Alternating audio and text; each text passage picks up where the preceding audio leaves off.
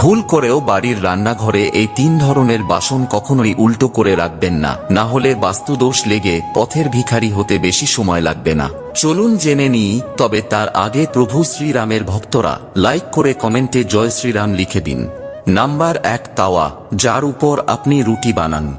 অনেক বাড়িতেই রুটি বানানোর পর এই তাওয়া বা চাটুকে উল্টো করে রেখে দেওয়া হয়, তবে জেনে নিন ঘরে পণ্যের ত্রুটি এবং দারিদ্রতা আসার এটি একটি অন্যতম বড় কারণ হয়ে দাঁড়াতে পারে। তাই সব সময় গরম তাওয়া সোজাভাবে দাঁড় করিয়েই রাখা উচিত। Number 2, pressure cooker. একটি প্রেসার কুকারকে সব সময় তার ঢাকনা বন্ধ করে কোথাও বসিয়ে অথবা ঢাকনা খোলা অবস্থায় কোথাও ঝুলিয়ে রাখাই উচিত। উল্টো অথবা উপর করে প্রেসার কুকার রাখলে তা বাস্তু ত্রুটি এবং বাড়িতে অর্থ সংক্রান্ত সমস্যা বয়ে আনে। এবং নাম্বার 3, কড়া অথবা কড়াই। কড়াই সবসময় ঝুলিয়ে রাখাই উচিত, তা না হলে এই কড়া উল্টো করে রাখলে মৃত্যু পর্যন্ত দারিদ্রতা